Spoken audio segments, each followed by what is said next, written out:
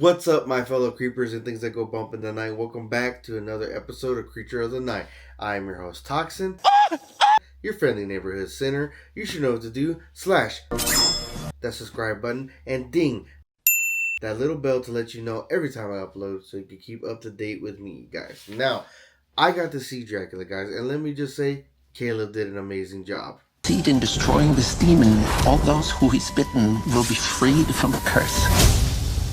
God sent you here to kill me. God sent me here to save you.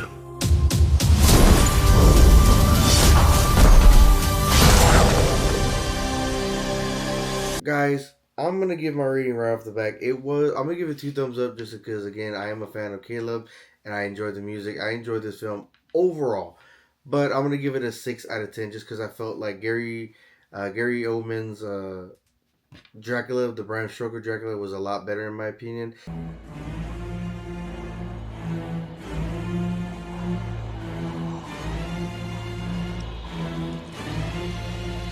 And I feel like this one kind of, not was a 1-for-1, but it was really close to the best with Bram Stoker's. It just, I don't know. First off, it was a very slow burn.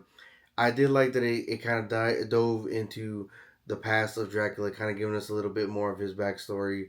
And it also dived into what he was actually doing in the centuries that were passing and doing all his time that he was looking for his wife to reincarnate.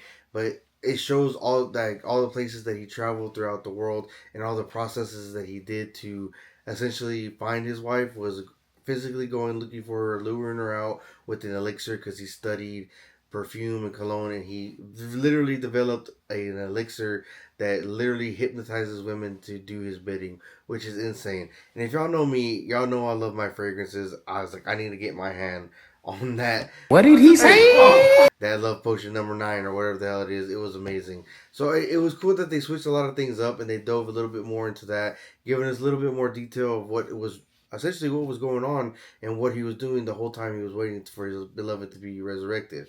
And there's even a point where we see him in his castle. He's kind of old and wrinkly, shriveled up and dying. That he even has the same hair as Gary Oldman when we are first introduced. Again, it was kind of almost a play-by-play for Bram Stoker, but I guess, with Dracula, I don't know. I just wanted to see something a little bit more different. I wanted to see something a little bit more fresh, a little bit more of their take on it. But essentially, like I said, I don't remember the elixir being brought into it. I don't remember him traveling the country looking for his beloved. But, again, it's the little things, but I feel like I just wanted just a little bit different story of Dracula. And I'm going to be honest, for somebody who waited for 400 years, after finally getting his wife and successfully turning her into a vampire, he kind of just gave up. He didn't even get to have like a real honeymoon night when being reunited with his wife. He took her to the castle to show her like to see what her life was, because she instantly remembered too. That was another thing. It's like she instantly remembered, and like she really was the soul of Dracula's late wife. It wasn't just like, oh, she just looks like she looks like my wife and yada yada yada. No, she was like, that was her soul incarnate, which is crazy. But so that was a little bit thrown off for me. But then after battling the soldiers who were already waiting for them at the castle, killing them and dispatching of them, he kind of just gave up and he let the priest kind of talk him into like, okay, you're right, I am damning her. Even though I've been damned this whole 400 years waiting for her, I'm going to go ahead and let you kill me.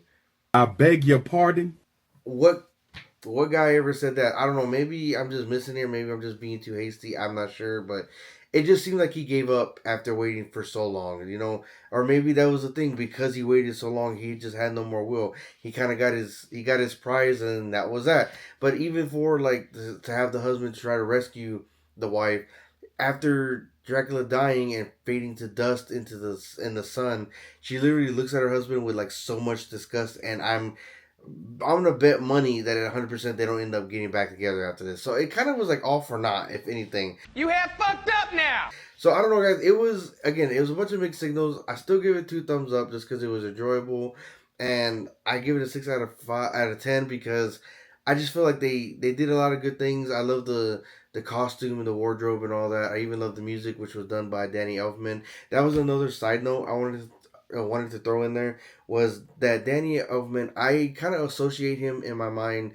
with Tim Burton. So when he's doing his music and composing and all that, I just hear Tim Burton music, and it kind of made it like, Tim Burton style, that kind of gothy, like silly look, and it was just like, I just kind of took it out for me. I don't know. Even my buddy and his wife were falling asleep through it because the dialogue was a little bit off. There was times where they were hitting the French, how they talked around that era, but then it would kind of fall off, and it kind of just sounded stale and basic. I don't know, guys. I think they could have just done a little bit better on this job. But again, I mean, this job, a little bit better on this film. But I genuinely enjoyed it. I will probably go watch it again, but I'll wait till it comes out on streaming. But let me know what you thought about the film, guys. Let me know what you thought about this review. Let me know what you thought about my spoiler-free review. And let me know what you want to see next, guys. And like I always say, if you're not sinning, you're not having fun. Beware the moon, guys.